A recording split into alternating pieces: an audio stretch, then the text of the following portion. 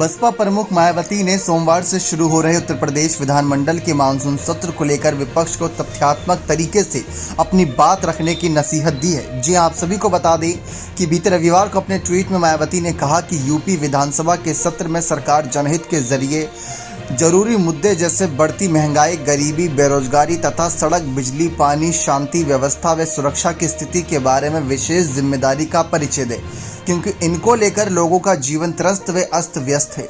मायावती ने विपक्ष से उम्मीद भी की है कि वह सरकार को उनके दावे और वादे याद दिलाए और सत्ता पक्ष को इधर उधर के बजाय तथ्यात्मक बातें ही सदन में रखने को मजबूर करे।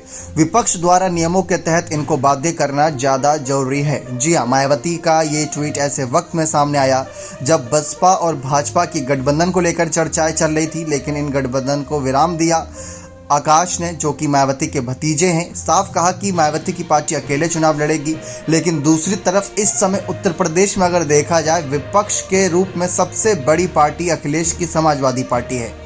ओपी राजभर अखिलेश के साथ थे, लेकिन अब वो एनडीए में शामिल हो चुके हैं। दूसरी तरफ देखा जाए तो मायावती के पास 2 ही विधायक हैं, कांग्रेस के पास भी 2 ही विधायक हैं और दूसरी तरफ राजा भैया की पार्टी के 2 विधायक हैं। तो ज़्यादा विधायकों की संख्या अखिलेश यादव के पास है, तो अखिलेश की जिम्मेदारी बहुत ही इंपॉर्टेंट रहेगी। लेकिन इन सब के बीच चाचा शिवपाल क्या कुछ करेंगे ये भी देखना दिलचस्प रहेगा। लेकिन मायावती की एक तरीके से ये मांग अखिलेश से ही थी, क्योंकि अखिलेश ही सबसे आगे बढ़ चढ़कर यहाँ पर अपनी भागीदारी निभाएंगे इस सदन की कार्यवाही के दौरान। लेकिन आपको क्या लगता है कि क्या मायावती इशारों ही इशारों में विपक्ष का एक तरीके से समर्थन कर रही है? क्योंकि ना तो भाजपा का खुलकर विरोध कर रही है और ना ही भाजपा का खुलकर समर्थन कर रही है। लेकिन विपक्ष इस बार अलग अंदाज में सदन में नजर आए। जी हाँ, वो है अंदाज उनका इंडिया गठबंधन वाला, जिसमें जो भी अभी तक दल इंडिया गठबंधन के साथ हैं, जैसे कांग्रेस हो गई, सपा हो गए, जयंत चौधरी हो गए, पल्लवी पटेल की बात कर लें, चंद्रशेखर आजाद की बात कर लें, इन सब दलों को एक साथ मिलकर एक जमावड़ा नजर आएगा।